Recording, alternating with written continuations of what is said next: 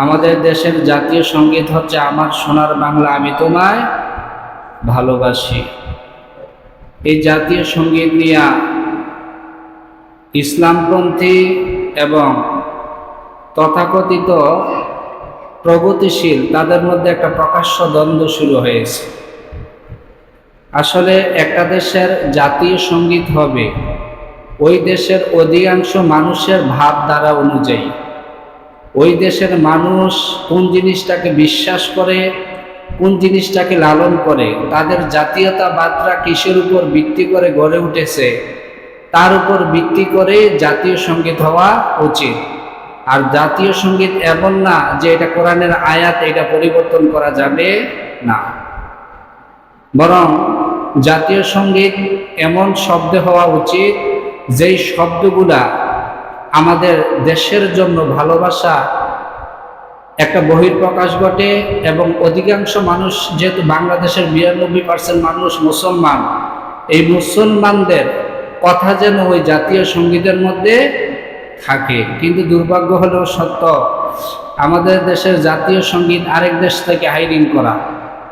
এমন এক ব্যক্তির জাতীয় সঙ্গীত আমরা মুসলমানরা গাই যার অন্তরে কখনো আমাদের ধ্যান ধারণার বহিঃপ্রকাশ ঘটে নাই, বরং যিনি এই বাংলাদেশকে, বাংলাকে বিশ্বাস করত না, যার কারণে তার এই জাতীয় সঙ্গীতের মধ্যে বাংলাদেশ শব্দটাই উল্লেখ নেই।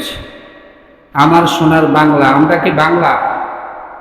আমরা কি বাংলাদেশ না? কথা বলেন, আমরা বাংলাদেশ না? তাহলে আমাদের দেশের নামটাকে বিকৃত করা হয়েছে যে এই সঙ্গীতের মধ্যে। ওই সঙ্গীত কিভাবে আমরা তার পক্ষে কথা বলি? যে কখনো জানতোই না বাংলাদেশ নামে একটা রাষ্ট্র কখনো জন্ম হবে। বাংলাদেশ জন্ম হওয়ার আগেই যিনার মৃত্যুবরণ হয়েছে, আর যিনি কখনো মুসলমানদের পক্ষে ছিলেন না। ঢাকা বিশ্ববিদ্যালয় হবে যার বিরোধিতা সর্বপ্রথম তিনিই করেছেন, যে মুসলমানরা চাষা কামার কুমার আমাদের বাড়ির সামনে দিয়ে তারা জুতা ফাও দিয়ে হাইটা যাবে। সবসময় মুসলমানদের বিপক্ষে যিনি ছিলেন, আমাদের বাংলাদেশের বিপক্ষে যিনি ছিলেন, তিনার সঙ্গীতরে আমরা জাতীয় সঙ্গীত হিসাবে গাই। এর চেয়ে লজ্জাকর আর এই পৃথিবীর জমিনে হইতে পারে না।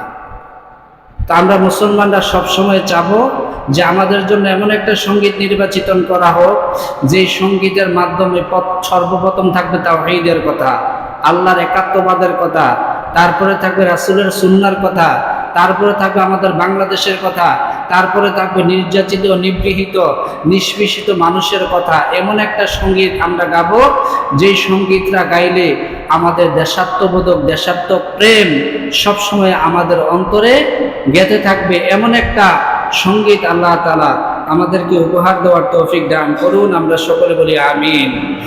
আমরা কেউ রাজনৈতিকভাবে, কেউ অন্য মতাদর্শের কারণে বর্তমান জাতীয় সঙ্গীতের বিরুদ্ধে কেউ কথা বললে তাকে রাজাকার বলি, তাকে বলি দেশদ্রোহী, তাকে এই অনেক ট্র্যাক দেই। না ভাই, এটা আমরা করব না। আমরা মুসলমান। দিন শেষে আমরা যখন মৃত্যুবরণ করব, তখন আমরা বাংলাদেশী হিসাবে মৃত্যুবরণ করব নাকি?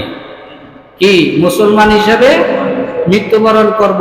আমরা এক আল্লাহকে বিশ্বাস নিয়ে, এক রাসূলের সুন্নাহকে নিয়ে, ইসলামকে ধারণ এবং লালন করে আমরা মৃত্যুবরণ করব।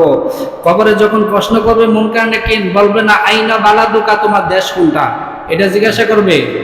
বলবে না মা হুয়া লুগাতুকা, তোমার ভাষা কি, এটা জিজ্ঞাসা করবে। সর্বপ্রথম প্রশ্ন করবে মার রব্বুকা, তোমার রবকে। অতএব এই রবের ক্ষেত্রে যেন আমরা সব সময় সবাই যেন এক থাকি। যেখানেই রব নাই সেখানে আমরা নাই। যে মুসলমানদের ধ্যান ধারণা সবকিছু দেখেন, আজকে বাংলাদেশের এই জমিনে আগে যারা ছিল তাদের চেয়ে অমুসলিমরা নিরাপদ বর্তমান সময়ে, ঠিক না ভাই? আগের এই অমুসলিমদেরকে তারা বিভিন্নভাবে ব্যবহার করেছে, বিভিন্নভাবে ভুল বুঝাইছে। বাংলাদেশে হিন্দু, বৌদ্ধ, খ্রিস্টান, অন্যান্য যে পাহাড়ি জাতি আছে, যারা উপজাতি আছে, নৃগোষ্ঠী আছে, তারা বর্তমানে সবচাইতে নিরাপদ ফিল করতেছে। বাবাজা মাদ্রাসার ছাত্ররা হিন্দুদের উপাসনালয়, খ্রিস্টানদের উপাসনালয়, বৌদ্ধদের উপাসনালয় পাহারা দিবে, এটা ভাবা যায় কখনো?